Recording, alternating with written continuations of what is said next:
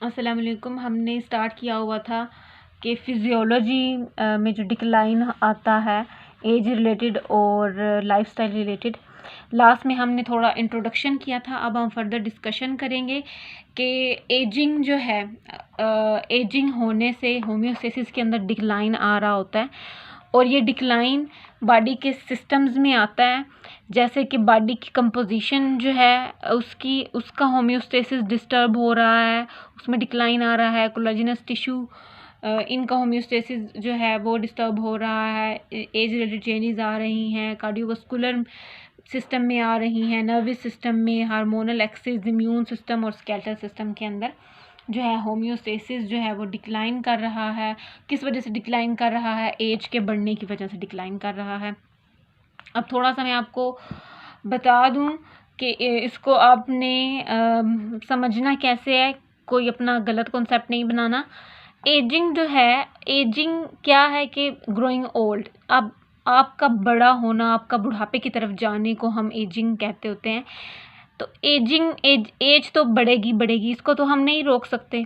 हर साल आप अपनी बर्थडे सेलिब्रेट करते हैं तो इसका मतलब है कि आपकी एज 1 साल और बढ़ गई है।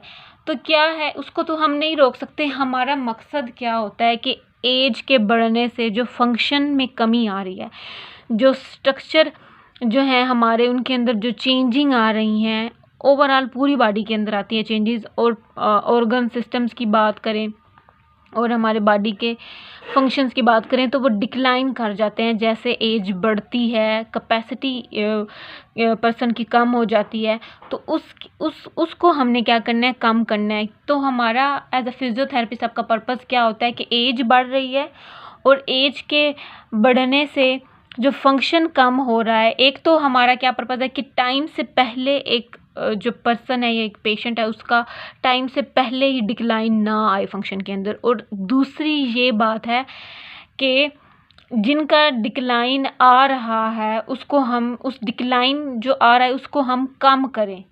यानी कि अब एक बंदा है, उसके 40 साल पे जाके उसके फंक्शन जो है वो डिक्लाइन करना शुरू कर रहे हैं, तो हम चाहते हैं कि उसके 45 साल के बाद जो है वो डिक्लाइन करना शुरू करें। तो इस तरह से अब ये किस तरह होगा कि आप एक्टिविटी करवाएं, आप एक्टिव लाइफस्टाइल हो आपका, एक्सरसाइज को इंक्लूड करें, अच्छी डाइट रखें। ये सारी चीज़ें जो हैं हेल्प करती हैं कि डिक्लाइन जो आ रहा है वो लेटर एज में जाके आए, ना कि अर्ली में स्टार्ट हो जाए। अच्छा, सबसे पहले है होम्योस्टेसिस। होम्योस्टेसिस क्या है कि अगर आसान लफ्ज़ों की बात करें कि इंटरनल या एक्सटर्नल एनवायरनमेंट में अगर कोई भी चेंज आ रहा है, उस चेंज के रिज़ल्ट में जो फंक्शन जो है वो डिस्टर्ब हो रहा है, या फिर उस चेंज के रिज़ल्ट में हमारा एक तो फंक्शन या तो डिस्टर्ब हो जाए, या दूसरे केस में क्या होता है कि वो हम चेंज आने की चेंज आ भी गया लेकिन फिर भी हमारा इंटरनल एनवायरनमेंट मेंटेन है, तो उसको हम कहते हैं होम्योस्टेसिस।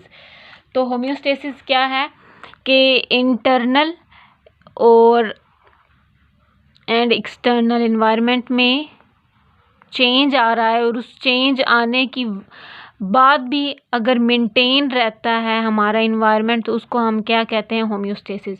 अगर हम इसको थोड़ा कॉम्प्लिकेटेड वे में बात करें तो अगर फिजियोलॉजिकल स्ट्रेस पड़ रहा है बॉडी के ऊपर, ज़ाहिरी बात है फिजियोलॉजिकल स्ट्रेस यानी कि आपके फंक्शंस के ऊपर स्ट्रेस पड़ रहा है, आप एक चेंजिंग आ रही है, अगर कोई एक्सटर्नल या एंडोजिनस या एक्सोजिनस जो स्टिमुलाई हैं वो अगर एक्ट कर रहे हैं और फंक्शन को चेंज करने की कोशिश कर रहे हैं, तो या फिर फंक्शन को डिस्टर्ब कर रहे हैं, तो उस केस में फिर भी मेंटेन रहे आपका फंक्शन, तो उसको हम क्या कहते हैं?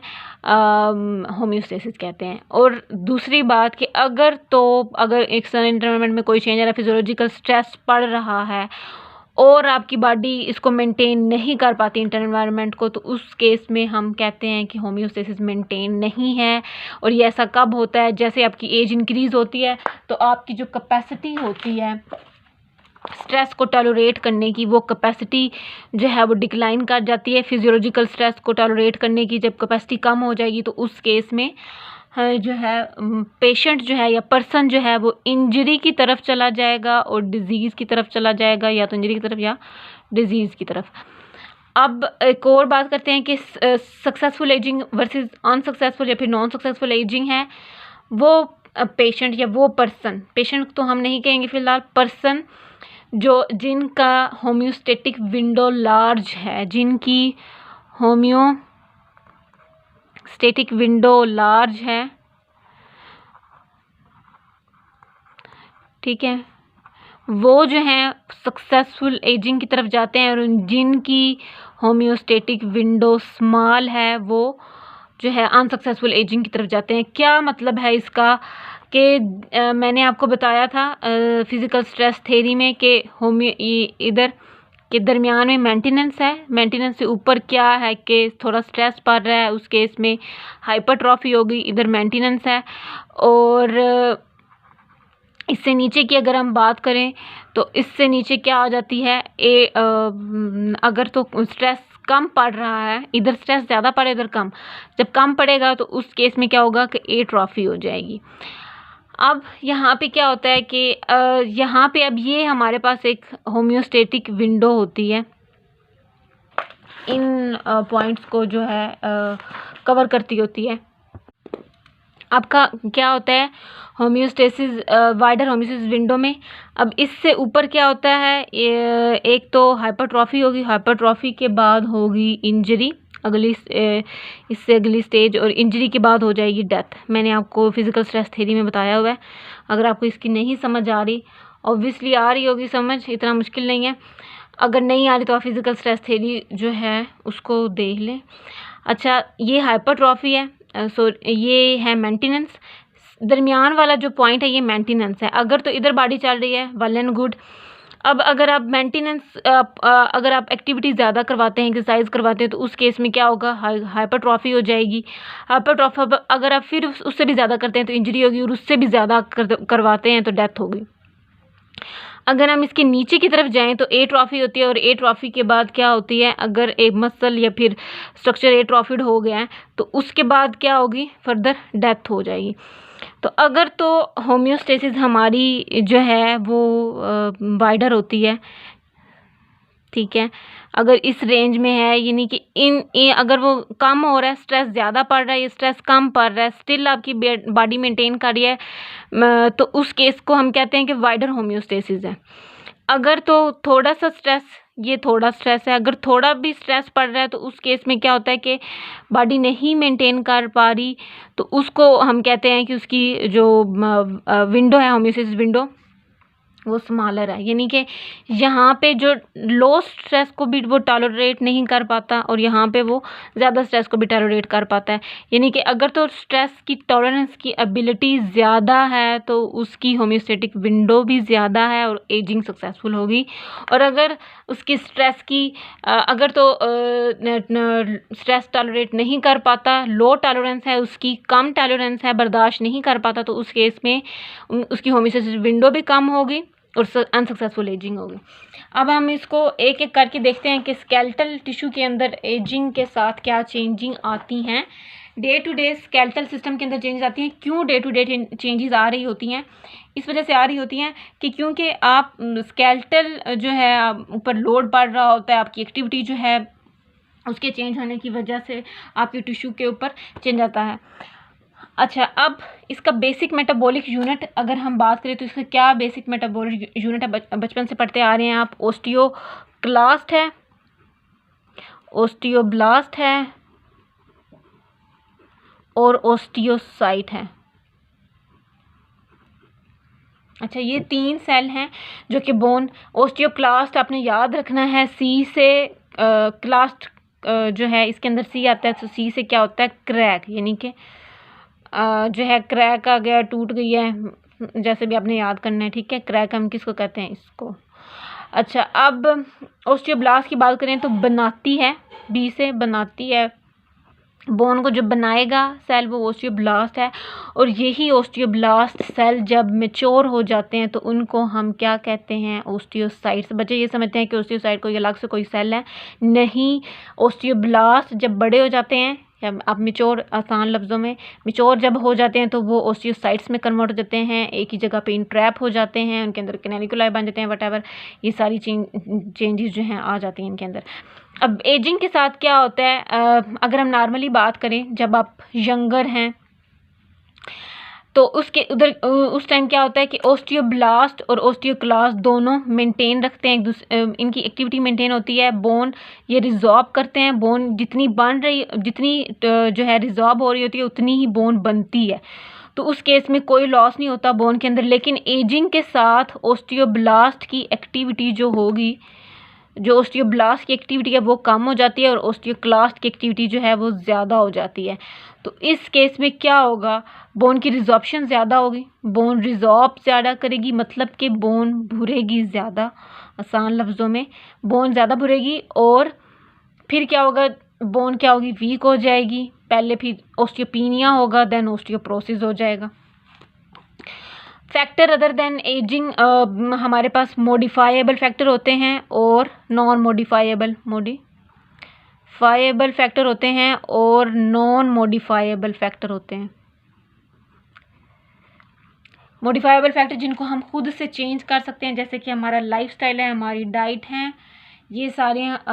इसके अलावा जो है डेली एक्टिविटी है, ये आप इसको चेंज कर सकते होते हैं। नॉन मॉडिफाइएबल जैसे कि आप किस रेस से बिलोंग करते हैं, क्या आपकी जेनेटिक्स हैं, ये सारी चीज़ें जो है नॉन मॉडिफाइएबल रहते हैं। आपकी एज नॉन मॉडिफाइएबल होती है, तो ये जो हैं ये नॉन मॉडिफाइएबल होते हैं। लेकिन मॉडिफाइएबल के अंदर हम चेंजिंग, यानी कि ये चेंज हो सकते हैं और ये चेंज नहीं हो सकते। जैसे कि आपकी जेनेटिक्स चेंज नहीं हो सकती, आप किस रेस से, किस एथनिसिटी से बिलोंग करते हैं, चेंज नहीं हो सकती। लेकिन आपका लाइफस्टाइल क्या है, चेंज हो सकता है, आप खाना क्या खाते हैं, चेंज हो सकता है। तो इसके थ्रू हम क्या करते हैं, अपनी एजिंग को, अपने जो है उसको हम क्या करते हैं कि एक बेटरमेंट की तरफ लेके जाते हैं ताकि नुकसान ज़्यादा ना हो। अच्छा, ये जो है स्केलेटल टिश्यू की बात करें तो इसको हम एज ए फिजियोथेरेपिस्ट किस तरह ट्रीट करेंगे कि एक्सरसाइज करवाएंगे। एक्सरसाइज जब आप करवाते हैं तो उस रिज़ल्ट में बोन मिनरल डेंसिटी इंक्रीज़ हो जाती है और बोन फिर वीकनिंग की बजाय स्ट्रेंथनिंग की तरफ चली जाती है। एग्जाम्पल अगर मैं दूं आपको, स्पेस के अंदर बोन के ऊपर कोई लोड नहीं पड़ता, whatever your age, bone start resorbing. आपकी चाहे जो भी एज है, बोन रिजॉर्ब होना स्टार्ट हो जाएगी। तो इसका क्या मतलब है, वुल्फ लॉ आपने पढ़ा होगा, वुल्फ लॉ बचपन में बायोमैकेनिक्स में था। वुल्फ लॉ के अंदर क्या था कि जितना आपने बोन के ऊपर लोड डालना है वो यहाँ पर एप्लीकेबल होता है। जितना आपने बोन के ऊपर लोड डालना है उतनी ही ज़्यादा वो स्ट्रॉन्ग होगी। इमोबिलाइज है, अगर आप बोन को कोई लोड नहीं डाल रहे तो वो क्या होगी, वीक हो जाएगी।